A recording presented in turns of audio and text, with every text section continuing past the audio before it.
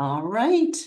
Good evening, friends. I'm Sarah Vetter with the library's community engagement team, and welcome to part 3 of Brain Health. Two heads are better than one. This is again the part 3 of our virtual series on brain health. And tonight we're really focusing on staying engaged in life, which helps us both physically and in our brain health.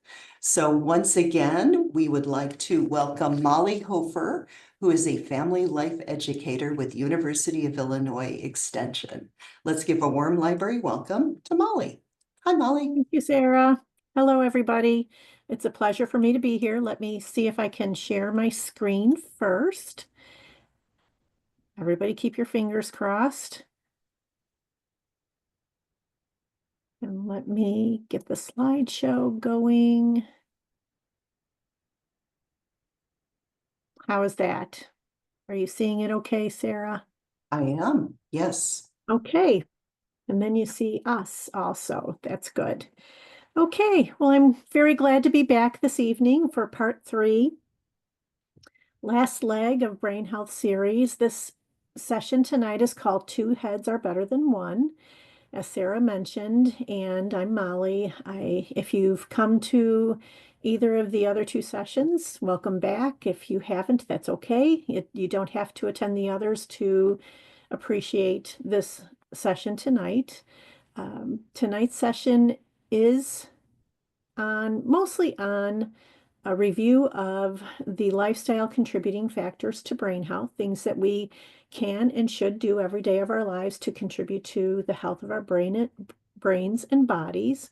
But what we are going to do is focus on one of those lifestyle contributing factors, and that is socialization. So hence calling tonight's session Two Heads Are Better Than One. And unlike the last 2 sessions, we have done a bit of activity here and there, little fun puzzles and quizzes and things. Tonight, we're going to do a couple more of them. So if you have scratch paper and a pen or pencil handy, that would be great. So you can just jot down and participate in the activities. You can participate as little or as much as you want. When I ask for answers, you can throw them in the chat if you want to. The more you participate, the more it helps me, because then I have answers to banter back and forth since this is virtual.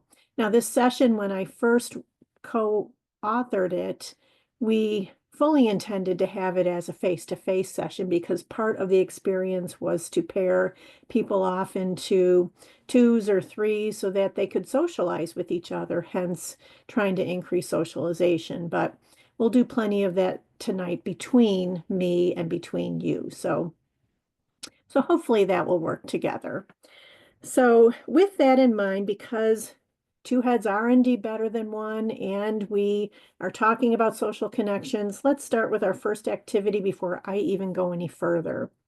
2 heads are better than one is a phrase or a conventional saying that talks about doing things together, right? So for 1 minute, I want you to think about as many sayings as you can that are like that. 2 heads are better than one. Doing things together, doing things in pairs or duos, or the importance of doing things together.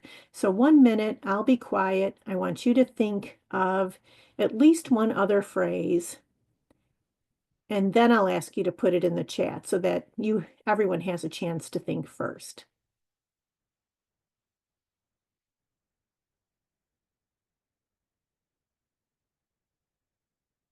Think of as many as you can. I'm getting my clock ready on the phone so I can keep track.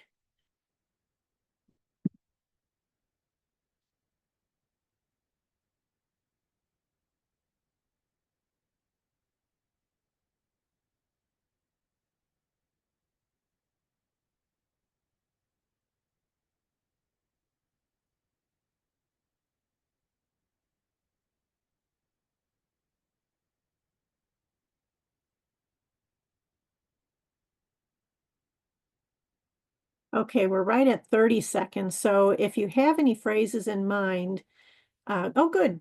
You're jump ahead of me. Sandy, let's put our heads together. That's good. Very good. That's pretty much what I'm thinking about. If you think of any other phrases that are common, like I'll give you a hint. It takes two to tango is another one. So if you have any others, type them in the chat.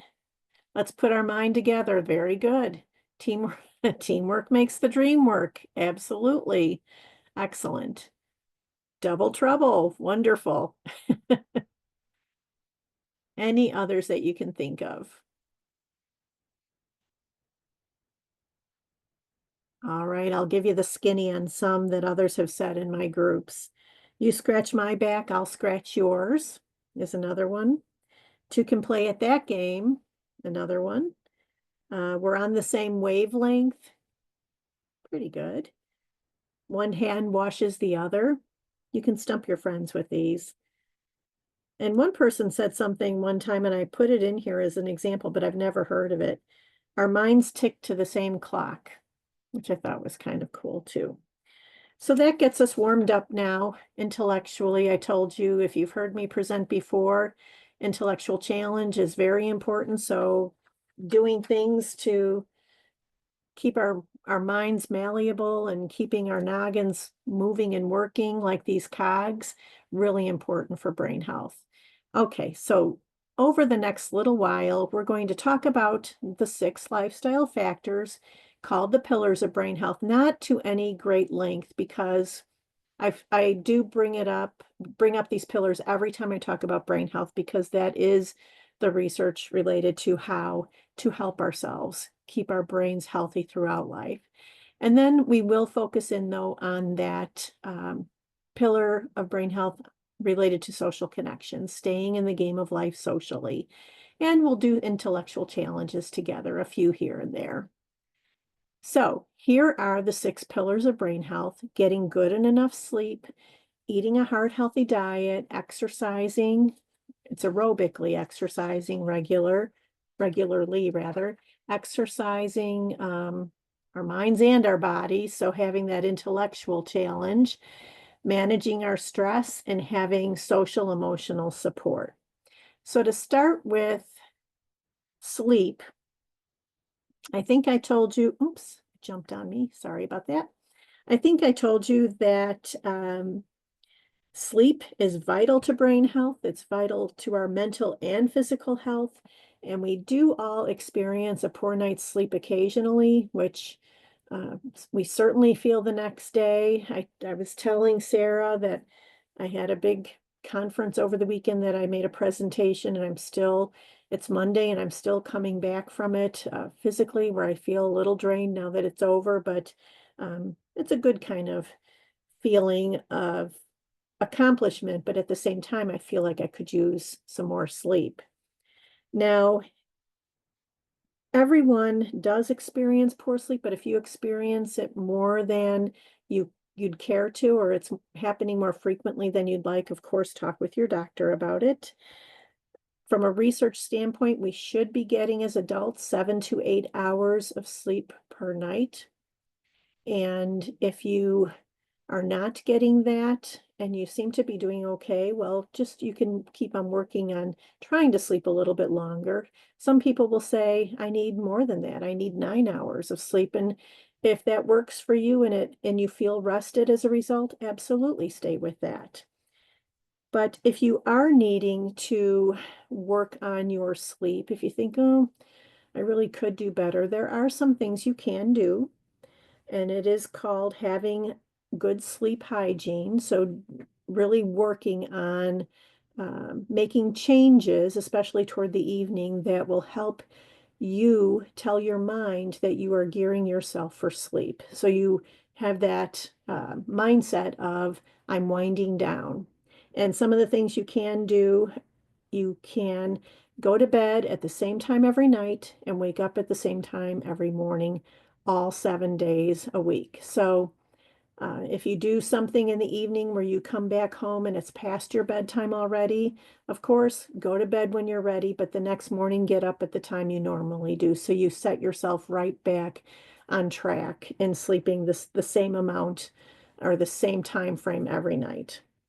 Make your environment dark, quiet, cool, and comfortable. avoid exercise within 3 hours of bedtime. I wish that would say avoid exercise and stop right there, but it's within 3 hours of bedtime. Limit the use of electronics before bed, and that includes, things that might stimulate you. If I sleep with the TV on every night, but it's so low that it's really just kind of a white noise or a humming sound that helps me lull to sleep. I'm not looking at the TV, I'm just listening to the white noise. And that does work for me. So I'm not going to tell you to fix what isn't broken if you do something similarly. But if you take your Kindle to bed and you're reading a great book and you look up and it's 2:15 in the morning, that's probably not something you should be doing. So use your own judgment, but from a research standpoint, limiting some of those electronics in the bedroom is helpful. And relax before bed. Warm bath, shower, maybe reading a good book for a half an hour before bed, something that helps you tell your body and your mind that you're winding down. Now, diet is just as important as sleep, and a heart healthy diet is a brain healthy diet. So, what you feed your body, you feed your brain. If you feed your brain lean meats, whole grains, plenty of fruits and veggies, plenty of water, low fat dairy, choosing healthy fats, limiting that sodium and sugar, drinking good things, good water, other good things that are good for you.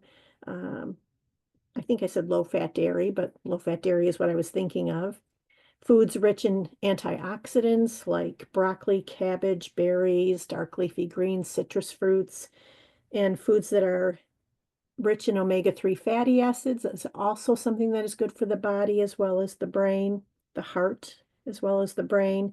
Tuna, salmon, sardines, walnuts, chia seeds, flaxseed oil, those kinds of things. I'm not a nutritionist, but I have a list of plenty of things that are good for you as far as a heart healthy diet. And um, I think by now we hear so much about heart healthy diets, it's really not too hard to find more information at the library about heart healthy diets.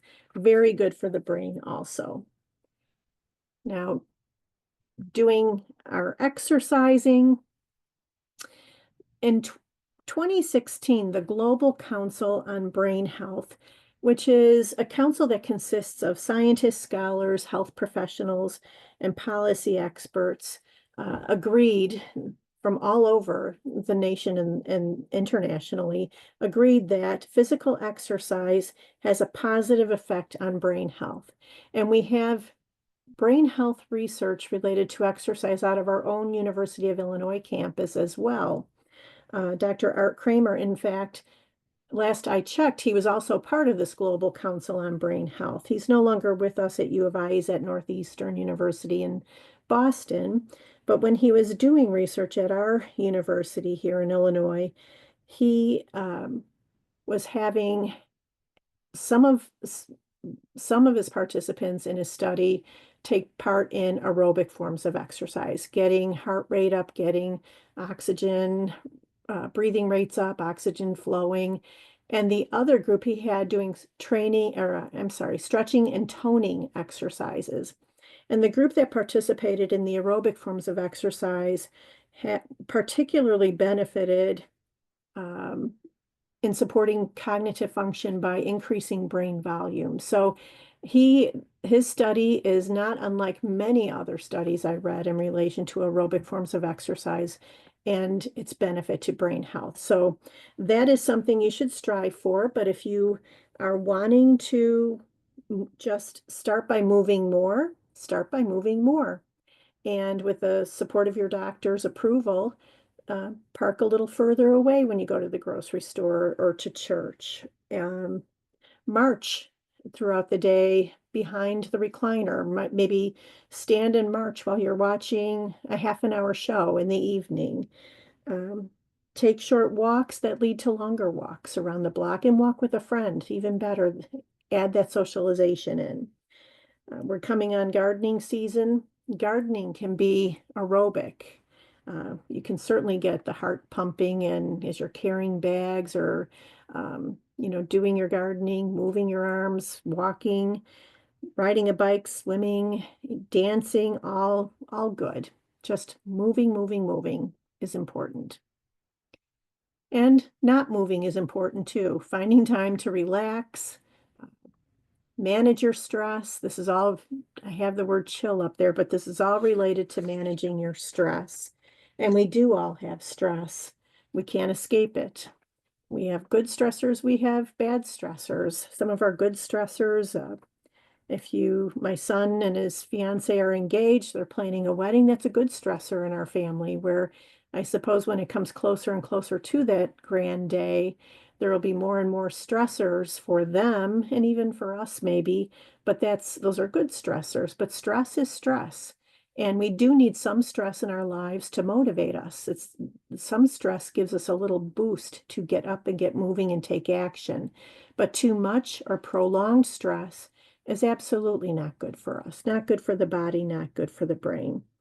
If we think of some of the stress areas in life that are stressors for many individuals, health problems, financial worries, worries about family members, relationships, job loss, even some of that anticipatory stress where we worry about things that haven't even happened yet.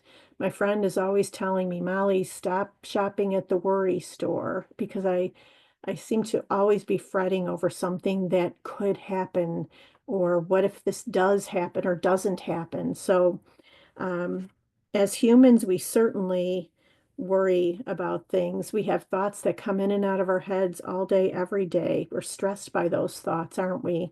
We're where we are different from other mammals. We can be stressed by our own thoughts, so we simply can't escape some of that stress.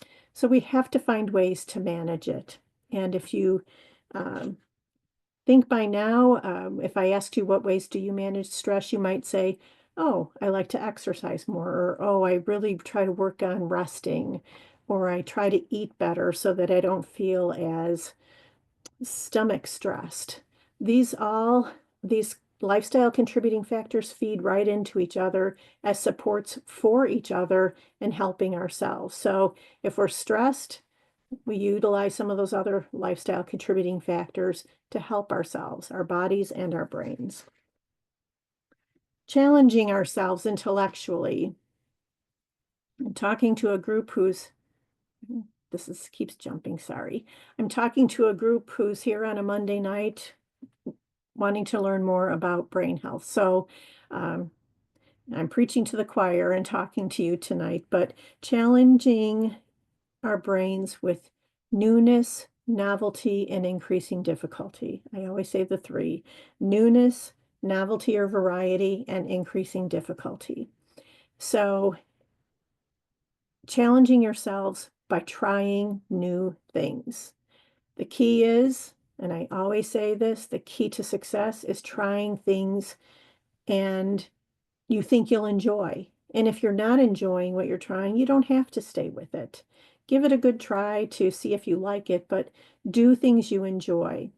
And when you are doing things you enjoy, time goes by and you find that sense of purpose and flow. And that's all really, really important to a healthy mind, a healthy body. When you are challenging yourself, always work on making it more difficult, increase that difficulty. So you see the crossword puzzle up there. Um, if you do the New York Times crossword puzzle, I think it does have easy to hard as the days go on. But increase the difficulty of things that you do enjoy. If you like to do woodworking, try a different pattern that you've shied away from. So try to break that mental sweat. We are coming on the gardening season right now. If you sit in the front window of your home and admire the flowers, that's great. That's a nice mental activity. But a mental challenge would be to uh, research flowers that will thrive in our neck of the woods and then creating a diagram for how you want to change up your garden this year. But that is the difference between a mental activity and a mental challenge, and you always want to go for that mental challenge. So read books that you enjoy, but try to take it up a notch and read challenging books that have lots of characters and maybe subplots that you want to really sink your teeth into that book. Okay. So that is challenging ourselves intellectually. And the last factor I'm going to talk about kind of a little bit at length is socialization, keeping in touch. That is the sixth brain health contributing factor. And keeping in touch with others, hence two heads are better than one, is also vital to brain health. Now, some of us are social butterflies and seem to have many, many different circles of friends or seem to make friends wherever they go. That was my mom. She could stand in line at the grocery store and leave by exchanging numbers with the lady in front of her, the lady behind her, because she was just that kind of a person. I don't mean that literally, but she was that kind of a person where she made everyone feel welcome and she just seemed to be social with everybody. And other people, though, are not necessarily social butterflies. They may have limited but important social contacts that are important to them. And that was actually my dad. He was more like that, where he had very, very good friends, but he maintained kind of a small circle of friendships that were important to him. Some people prefer group settings. Other people enjoy one-on-one or just a couple of people in the relationship at a time, going and having small little gatherings or dinners together. While people may vary on the amount of time they spend with others or is or how many friends that they have, one thing is for certain that every one of us, all humans, need social contact. It is vital to our health. It's vital for brain health. And we know, I was talking with Sarah before the program started, we know that the pandemic certainly taught us that, didn't it? Socialization is important for all of us. Social belonging and connectedness is important for all of us. But I think many of us really felt that during the pandemic when it was far more difficult to maintain those contacts and to see each other. So, what is social connectedness? What does it mean to be socially engaged? When we are socially connected or socially engaged, we are, of course, relating to or feeling some kind of connection with someone else. We are typically doing things together. We make that effort to keep up some of those meaningful relationships in our lives. And again, the Global Council on Brain Health agrees that staying connected with others helps support thinking skills and may slow cognitive decline in later life. So it's not just nice to stay connected, it's vital to our brain health. It can actually potentially slow cognitive decline in later life by keeping connected with others. So with that in mind, let's do an activity, and I hope this works together here. I am going to have you number your scratch papers from 1 to, oh, well, let's do a dozen, 1 to 12. So if everybody will do that, number your scratch papers from 1 to 12. This is called Great Minds Think Alike. So I want you to think like me with this activity. I'm looking for the chat. Sorry, I'm trying to pull the chat up so I can see your answers. Okay. Oh, good. I'm sorry. Here's you. Journaling helpful. That's wonderful. Journaling is absolutely fabulous. Start out with a 30-piece puzzle and gradually move on. That's wonderful. I love word searches. We do a puzzle at the holiday time every year, and my husband and son love doing puzzles, and I am the one trying to smash a puzzle piece to make it fit into that I think for certain it should go there and it doesn't. So I'm not that great with puzzles, but they are fun. But with Great Minds Think Alike, I am going to I'm going to say a category, and I want you to think of two objects in that category or two things in that category that you think I'm also thinking of. So in other words, we are trying to think alike, okay? And I'll give one to you. You can write this in number one. The first category is flowers. So I want you to think of two types of flowers that you think I might be thinking of. So in other words, you're trying to think of the most common response, okay? And you would write that in number one. And I told you to number 1 through 12. So let's start with 2, and I'll give you the next category. And again, you write down 2 answers, and I want you to think like me, okay? The second category is US coins. So write down 2 coins that you think I'm thinking of. Number 3, this category is zoo animals. Think of 2 zoo animals you think I'm thinking of. I already wrote down my answers, by the way, so I'll be able to give them in a minute. Number 4, Great Lakes. Think of 2 of our Great Lakes that you think I'm thinking of.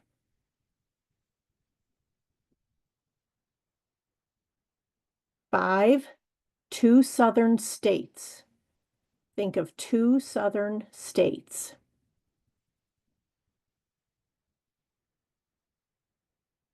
6, 2 hobbies. 2 hobbies.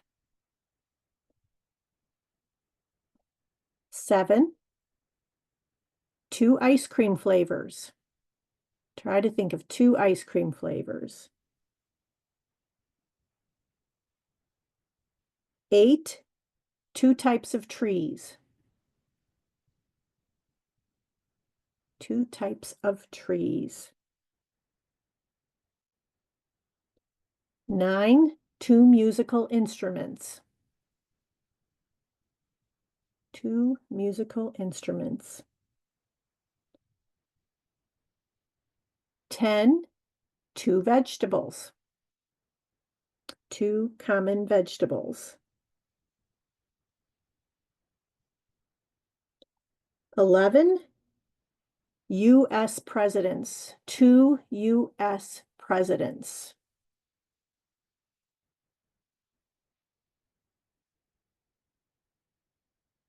12, childhood games. Think of 2 childhood games. That's probably a hard one.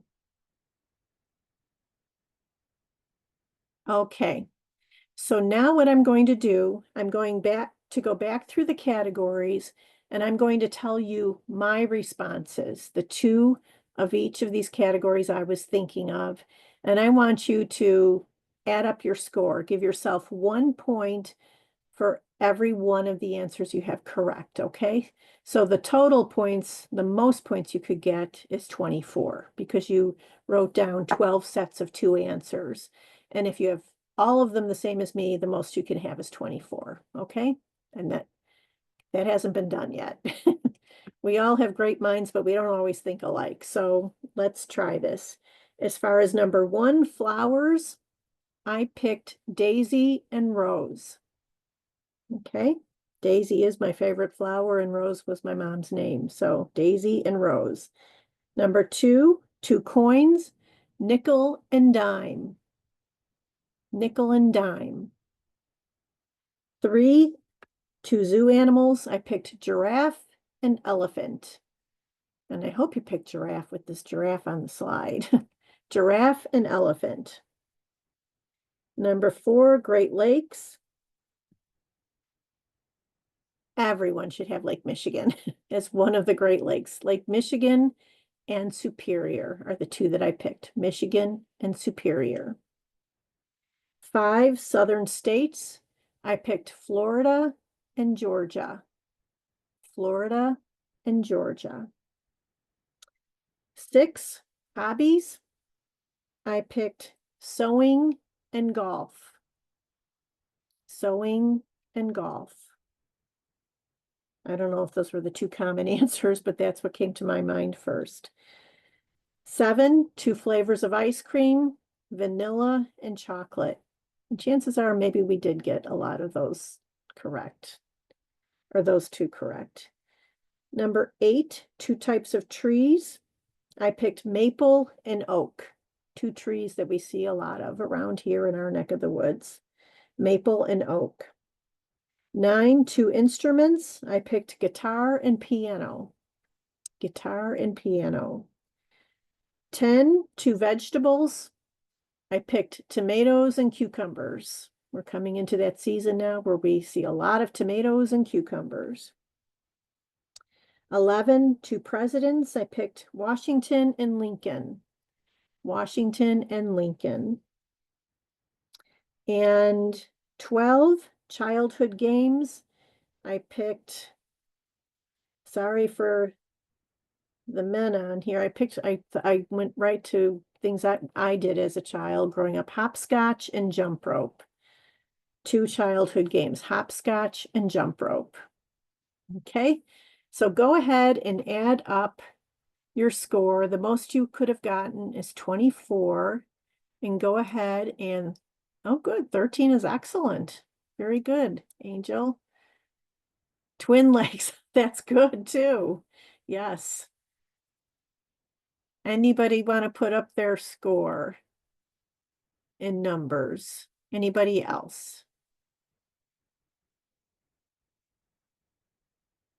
Well, 9, 11, 13, 11. Very good. Not too shabby. Those are all pretty darn good. We were thinking very much on the same wavelength. So we are great minds that think alike. Excellent. All right. Good game. Something you could do with others too, your friends, kids, grandkids. All right. So now I'm going to present this piece of research. This is the research of Dr. Marion Diamond. She was a professor of neuroanatomy at the University of California, Berkeley. She died, I guess, several years ago now, but not that long ago. She lived well into her late 90s, and she spent a lifetime studying the aging brain and factors that contribute to maintaining brain health throughout life. And she did this with the help of her rats. She worked in a laboratory with rats, and her research started in the 1960s. And she demonstrated through her research that what she called love, and what she meant by that was socialization, love and intellectual challenge were 2 of several significant factors in maintaining brain health. So her research stemmed around challenging ourselves intellectually and love, having connection between each other, having social connections. So what she did with her rats, she enriched their environments with objects and toys to challenge them. And she also placed rats together in cages for socialization so they could work on the objects and toys together and be together in the cages. And the rats who were in these intellectually and socially enriched environments showed significant changes in the cerebral cortex or outer layer of their brains. And this is the part of the brain used in problem solving. So she saw tremendous stride and significant changes in the cerebral cortex of the rats. When faced with the problem of her rats not living past 600 days, that was another problem presented in her lab, and this is comparable to about 60 years in human life. She added nurturing and touch by holding and petting the rats while their cages were being cleaned. So regularly when their cages were cleaned, she made it a point for her and her assistants to hold the rats and pet them and nurture them while the cages were being cleaned. And this resulted in increasing their lives to more than 900 days when compared to rats in the non-enriched environments. So what does this tell us? This tells us that intellectual challenge and socialization are still well-established contributing factors today in brain health. I love her work, and I just loved hearing about her anyway. I've heard a lot about Dr. Marion Diamond at various conferences in my many years in gerontology. Wonderful researcher. Okay, So let's move right along here. I think I'm going to skip that. Well, what time is it? Let me see. This is one activity. Maybe we'll do this activity. All right, this is another activity. If you attended any of my other sessions, you might recall that one of the activities I gave you in a previous session, I asked you to identify the 8 states that begin with M as in Molly and 8 states that begin with N as in um, Nancy. Tonight, I'm going to have you identify states again, but I'm going to give you the instructions and let me know in the chat if I am muddled and you don't understand them because it's hard for me to give these instructions, but it's a very simple task. So there are 8 states that begin with M, 8 states that begin with N. There are 4 sets of 2 states. So 2 states, 2 states, 2 states, 2 states, that each of them begins with a given letter, and no other states begin with those 4 letters except those 8 states. So 2 states begin with a given letter, 2 states begin with a given letter, 2 states begin with a given letter, and again, 2 states begin with a given letter. And they are the only 2 states that have that letter. And there's 4 different lettered states. Is that understandable to everybody? So you'll have 4 sets of 2 states, 2 states, 2 states, 2 states that each begins with a given letter. Oh, good. Thank you for the thumbs up. Whoever did that, that's helpful to me. All right, so when you think you know 2 states that they are the only 2 that begin with that letter, put it in the chat. And there are 4 sets of them, so you have 4 different tries to get all the states where only each state is a pair of 2, or each set is a pair of 2.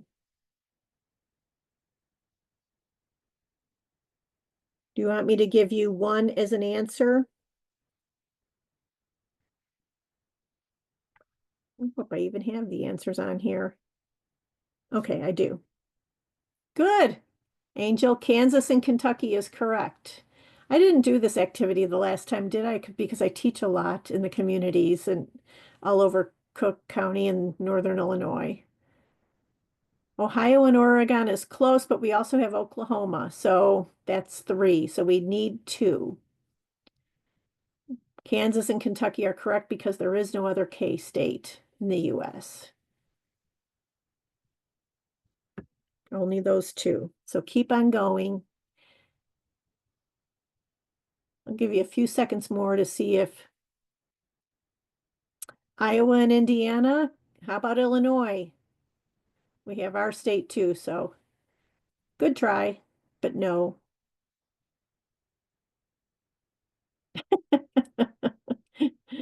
Wah, wah.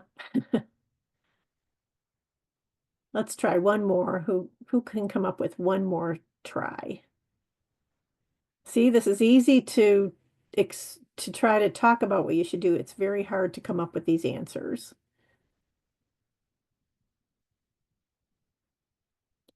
South Carolina and South Dakota is good. That's right. We're on fire, Angel.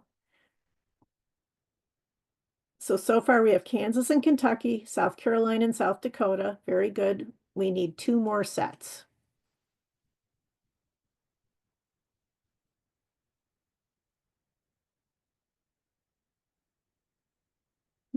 Wyoming, West Virginia, good try, but we also have Wisconsin. If we were all together, this is when you'd be saying, oh, I get a lot of, oh, when I do this live with people. Do you want me to give you the answers or do you want to think about it as the evening goes on and come up with the answers on your own?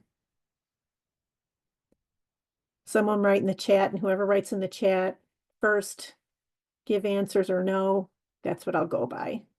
Okay, give answers. The other 2 sets, Tennessee and Texas, the only 2 states that begin with T. And then we have Virginia and Vermont. So the 4 answers together, 4 sets are Tennessee and Texas, Virginia and Vermont, Kansas and Kentucky, South Carolina, and South Dakota. So stump your friends with that one. That's another good activity. Good brain teaser. All right. Thank you, everybody. Let's move on to the next part of the talk. And this is about negative social relations. Since research supports that having connections with others is vital and it's associated with our well-being, right? I'm telling you for the last half hour, we all need connections in life.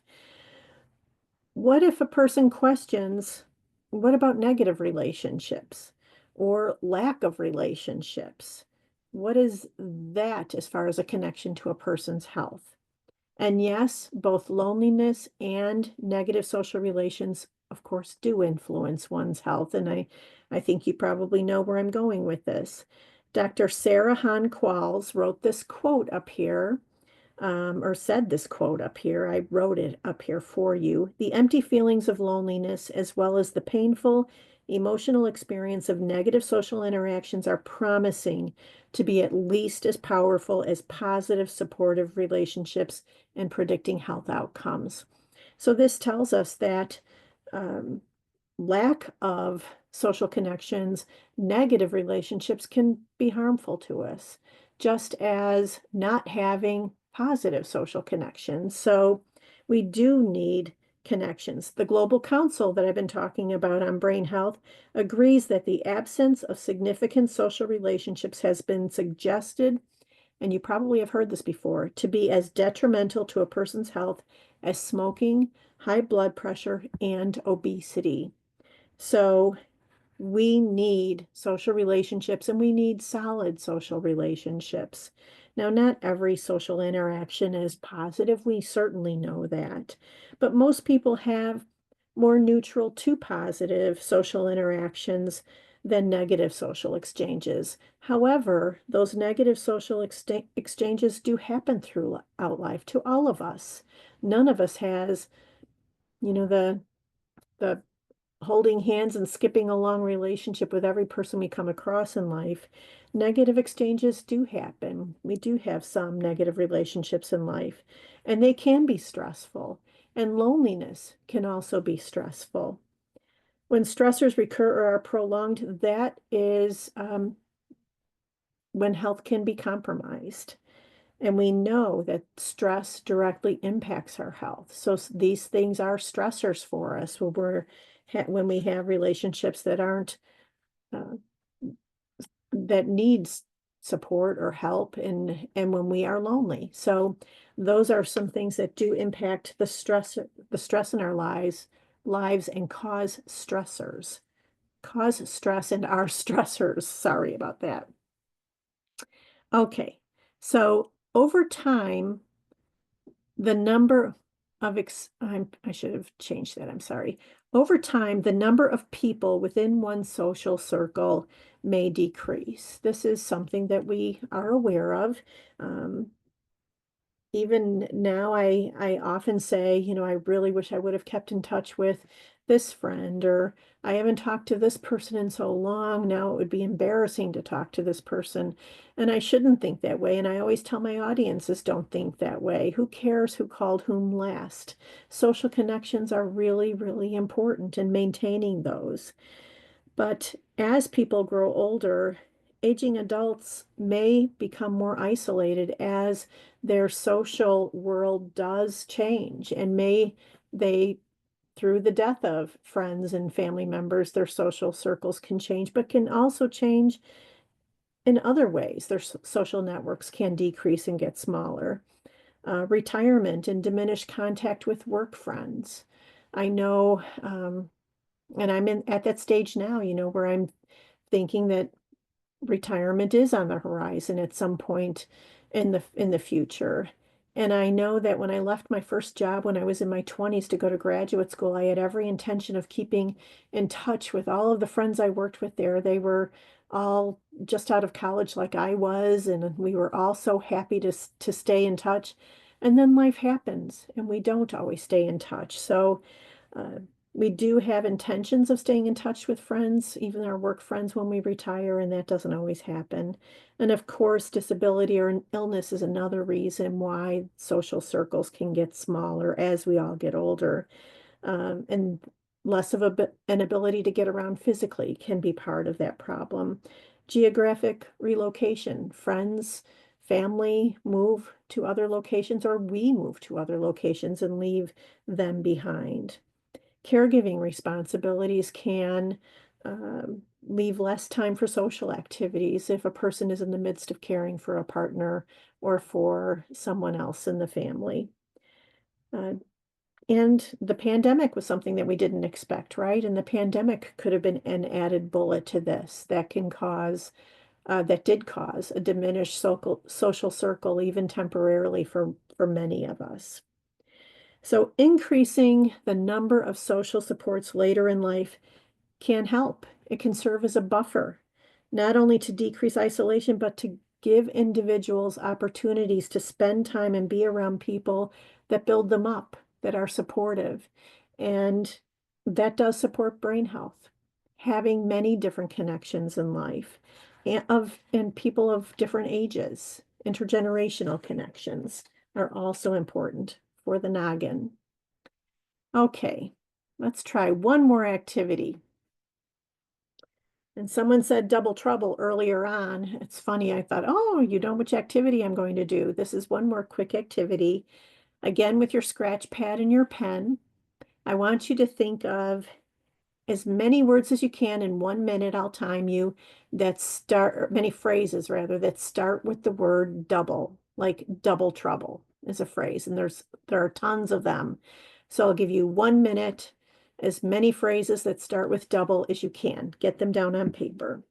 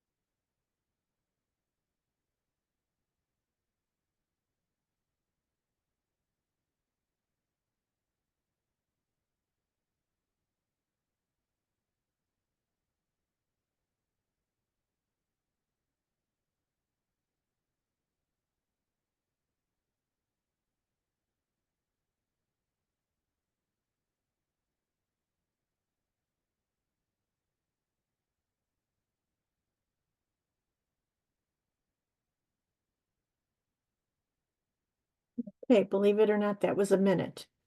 So now what I want you to do, I want you to put an answer in the chat box that you think nobody else came up with. Okay? You can put one in the chat box that you think nobody else came up with. You don't have to write the word double. You can write the second word and we'll know the first word is double. Double indemnity. Woo! Good one, Luann. Double entendre. Double jeopardy. Very good. Okay, you can continue. You can write more in if you want. Let's do this for about 30 seconds. Write any that you want to put in. Double agent, double chin, double fun, double the fun. Good. You don't have to keep writing double if you don't want to. Double scoop, double mint. Good. Very good. Double meaning. Yes. I don't even know if I have that one on my list. Very good. Some of them that I have, double team, double vision. Good.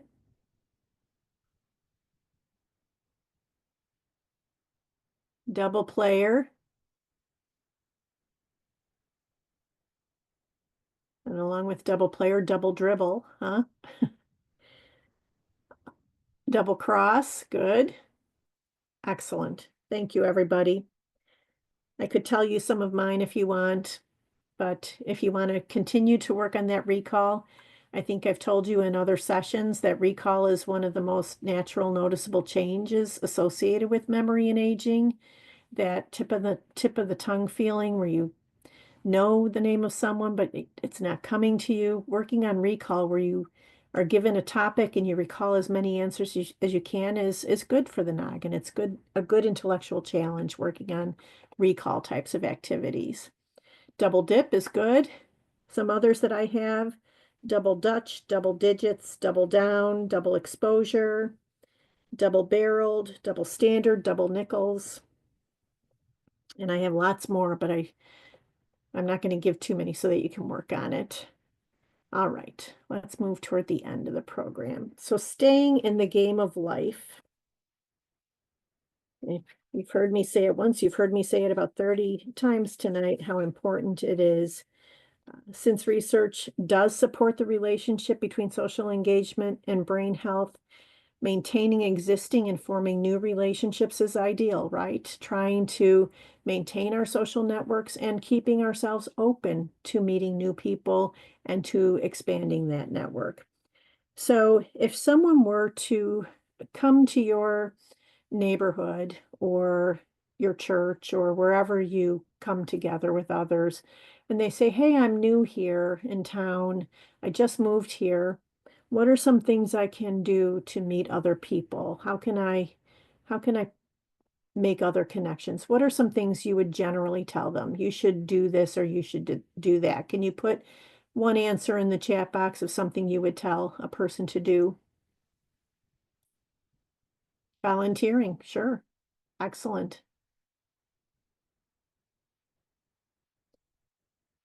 Anybody else?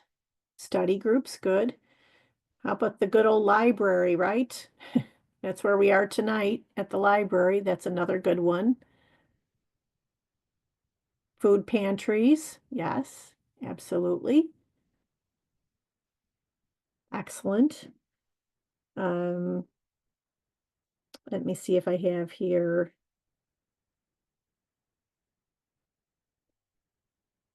Hospitals, craft groups, sewing, knitting, yes. We can't discount that there are certainly other ways if the person is interested in learning the computer, other ways, there's ways to do it that way too. Practice makes perfect. Learn a new sport, wonderful. Absolutely. How about pets? Pets are good company and pets are good conversation starters with others, right? If you're walking your pet, sometimes you're at the park and you meet other people walking their pets. Coffee hours, absolutely. There are all kinds of different groups that bring people together, right? Park district groups, senior centers, libraries, church groups, volunteer opportunities. Hospitals have social groups sometimes to bring people together. There are telephone groups, and a person can even use the phone, reaching out to someone that maybe they haven't talked to in a while, like I said a little bit ago. I think it's also important, and I say this just about every time I teach about any kind of topic, but particularly aging topics, because that is what I teach mostly about. I always say to reach out to people whose world is a bit smaller. Maybe they are homebound for a reason, or recovering from an illness, or um, are no longer driving and are relying on others. Reach out to people who are not as able to get out into the world and make contact. So we can't forget that sometimes we need to make sure we reach out to our friends who are no longer as connected as they are able or want to be. All right.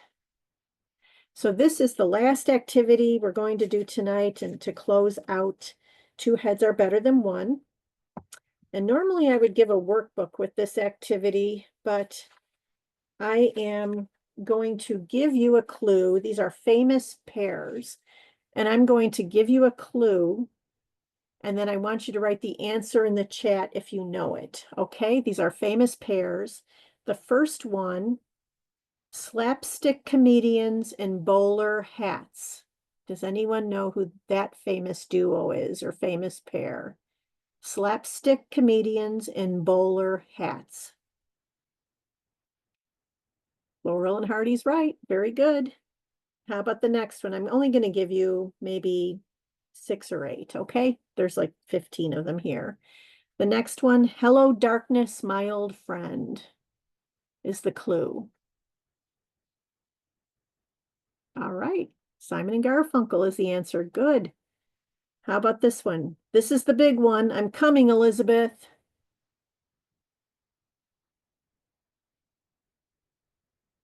You'd have to blow the dust off this one to think of it. This is the big one. Very good, Sandy. Sanford and Son. Red Fox. Yes, yes, yes, yes. 1886 Gothic novella is the clue. 1886 Gothic novella. Here's a good library one.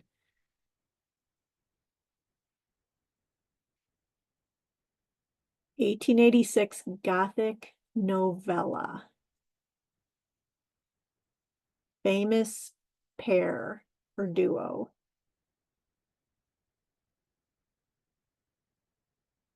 The answer is Dr. Jekyll and Mr. Oh, good, Angel. Jekyll and Mr. Hyde. Very good.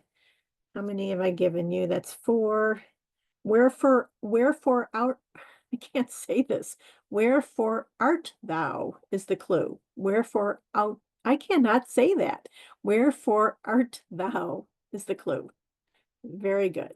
Romeo and Juliet, Sandy Kathleen, excellent. All right, 1, 2, 3, 4, 5, 6. I'll do 3 more. This one's hard, but I hope you get it. Corridor and whole grains. Corridor and whole grains. It's a music duo. Corridor and whole grains.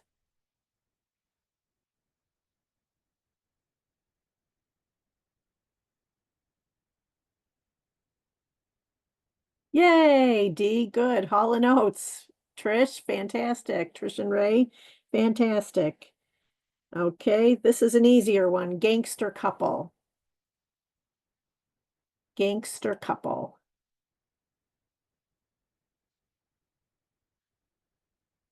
Very good. Bonnie and Clyde. All right, and this is the last one I'll give you. Critic, I'm going to put air quotes, critical about movies. Critical about movies. Play on words. Who is that duo? Yes, very good. Siskel and Ebert. We're from Chicago area. We know that, right? Siskel and Ebert. I think they were national anyway, but they were from Chicago area. Excellent. And you know what? When we hang up tonight, you can try to think of other famous pairs. That's another good recall activity without all these clues, but you can think of what are some other good celebrity pairs or pairs in literature, whatever, any kind of pair you can pull together. Okay, so the last thing I'm going to say about making social connections, other than social engagement is a part of life, it's an important part of our lives. Here tonight, we're socializing together. Even though I'm the only one talking, I'm not, because you're talking to me through chat, which is fantastic. It's important to note that not all social connections carry the same weight. If you think about your social connections as a target with the bullseye in the middle and then the different outward rings, the bullseye in the middle would constitute your inner circle, your close circle, intimate family and friends, the people that are your most intimate social connections, the people you count on the most, the people that are important to you, your spouse, partner, kids, grandkids, nieces, nephews, grandchildren, all of them. I think I said grandkids twice, but and then as it moves out, the next layer might be acquaintances that are also very important to you. Maybe they're not as close to you as your family and friends, but you see them often in the community. So maybe you take a trip to the bank every week and you always go to the same bank associate who helps you. And they know you by first name when you walk in, and you know them, and you talk about grandkids or your kids, and you have commonalities and kind of know each other a little bit, or even at the grocery store, you go to the same person. Those are our acquaintances. And then even a circle outside of that, you may have people that you say hi to regularly, but you may not even know very much about them or even their names. It might be the FedEx guy that drops something off and you order stuff from FedEx and it comes every once in a while and it's always the same guy or gal and you have small talk conversations with them. I'm saying all of this to tell you that every one of those connections are important. They don't all carry the same weight, but they're all equally important from the standpoint of having connections in life. Because sometimes if you have family that lives at a distance, you may see that bank teller or the neighbor 3 doors down that you make small talk with as you're both going out to get the mail. You may see those people in your life more often than you see some of the people that are your closest confidants. So, um, every connection you make in life is important. And I always say, try to make one significant social interaction every day, whether it's getting on the phone and calling someone that you're just checking in on, or you meet up and have breakfast with somebody, whatever it is you can do in your life to maintain at least one social contact every single day. Okay. My son calls every single morning on his way to the gym, and here he's 28 years old. And I know between 6 and 6:30 every morning he checks in and says hello and have a good day. So, very, very important no matter what our age. All right. So, and I should have changed the slide. That is my let's make a date to get together slide. Make those significant social interactions. And that is it. I hope I'm good on the time. Oh, 3 minutes over, not too bad. Yeah, that hour went so quickly. Oh, So good, we good. thank you, Molly, not only for tonight's presentation, but the other two as well. And we recorded this evening and we recorded the first two sessions too. So if you know anybody that would like to watch these, check out our library YouTube channel. And Molly, do you have time to stay for there? We do have a whole bunch of questions. Um, I don't know if you can see those. Many of them are related to ADHD though, and I know in Yeah, some of the other sessions you felt like you right, were not qualified to answer right. this, And but and I will answer anything that I know the answer to, but I never venture a guess. So if you did write a question that I don't know the answer, I really apologize in advance. But I could try to find an answer, but I'll never venture to make any kind of guess if I don't know. So. there are a few though that aren't directly related to that. Let me look. What role, Molly, does mindfulness and meditation play in managing negative thoughts? Well, I can't say that directly, but I would venture to say that mindfulness is a very good tool for stress management, and it's a very good tool for focus. So I would venture to say that it could be beneficial as far as when you are focused. Mindfulness is being focused on the present moment. It's having that mental practice to be focused on the present moment or to have a focus on something. So I think that can be a beneficial tool for managing all kinds of things. I don't know directly, but I imagine I can make the leap that would be of some benefit. Good. And other ideas for healthy ways to express and process negative emotions when we're feeling bad rather than suppressing them, holding them inside. Mhm. Um, Again, that's not my real strong suit, but something that I has worked for me is to jot down and journal when I'm bothered by something or if I'm having negative thoughts. Sometimes the act of writing them down can be kind of a transfer from thoughts to paper to change my mindset, to kind of dismiss it from my mind and put it elsewhere, even if it's a temporary measure. It might serve, it might benefit someone, but most importantly, I would say find someone in your life that you can talk things through.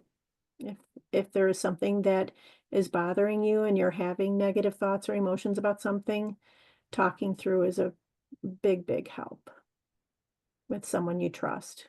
Yeah. And then if you have any additional resources regarding ADHD, you can send them my way. And the person Sure. asking the question is coming on as anonymous, but if you would like to reach out to me at the library, then I will do my best to get some more information to you. But tonight's program again was just about how important it is to stay connected, right? And engaged in life, which is so good for not only our physical body, but the brain as well. So Molly, are you still on there? I Where'd you- am. Oh yeah, there you I are. am. You're right there in front of me. So Molly and I talked about developing more programming too. So if any of our attendees tonight have ideas of programs that you'd like to see, Molly has a big list of different things that she does, both in person and online. But you said you would be willing to do more of those Mhm. for Absolutely. our patrons For here at the sure. library. For sure. So yeah, well, again, we thank you all for joining us this evening, and Molly, huge thanks to you. This has Thanks been for having me. wonderful. I think everybody enjoyed the activities. I know I Good. did. Good. And well, Luann saying awesome. Oh, So good. we look forward to having you back. You're an excellent presenter, and again, this hour went by so very quickly. Brigitte, Good. thank you, Molly and Sarah, putting on a great event. Thanks, Brigitte, for Well, your I'd like to thank comment. the audience because, virtual isn't the easiest thing in the world. And thank you for being so participatory and taking the time to throw in the chat because, as you can tell, I'm an interactive facilitator. So I die on the vine if you don't put in the chat. So thank you so much. Fortunately, yeah, everybody, thank you so much for your contributions and for being part of this wonderful event. So Molly, thank you again. And also to our attendees, check out our recordings on our library YouTube channel. And you can copy and paste the link to anybody that you think would be interested in this. Okay. So everyone have a wonderful evening and hope to see you very soon. Good. Okay. You too. Good luck, Sarah. Take care. Thank you, Molly. Thanks again. Good night, everybody. Good night.